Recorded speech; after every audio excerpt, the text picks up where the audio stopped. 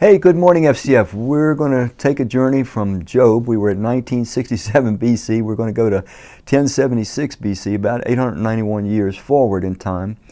And we're going to be in the book of Judges. The book of Judges was an unusual period in Israel's history where they had taken the promised land for the most part. They had taken possession of it, but they didn't have any kings, and so they were ruled by these judges that would come on the scene when Israel would start to backslide and so forth. Anyway, we're going to look at one of the last of these judges, and he's a man that most of us know about. He's the man called Samson. So we're going to pick up in Judges 16, and we're going to read starting in verse 4. We'll go 4 through 6 and then jump to 15 to 17.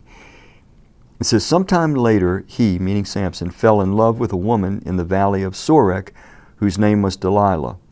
The rulers of the Philistines went to her and said, 'See if you can lure him into showing you the secret of his great strength and how we can overpower him so we may tie him up and subdue him.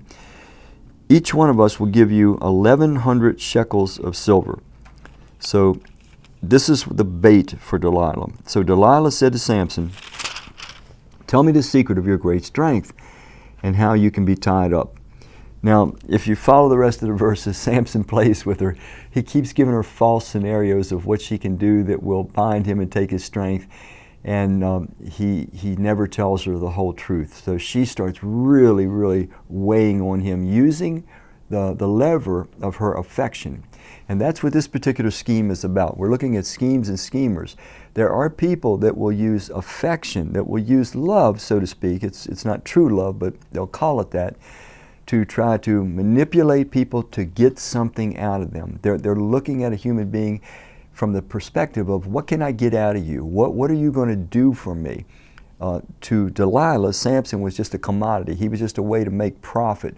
And she used her affection, which is one of the darkest things you can do, because when you touch somebody with your affection, it touches their affection, and it's the deepest, most vulnerable part for the most part of any of us.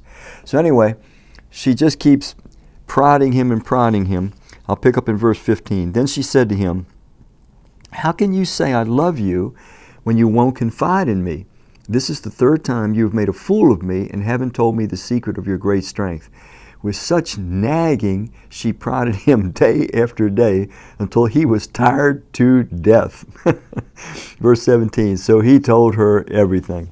And of course, most of us know the story.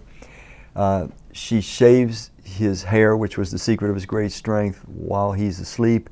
The Philistines come, and it gets downright ugly and brutal from there. They gouge out Samson's eyes. Now Samson comes back to the Lord.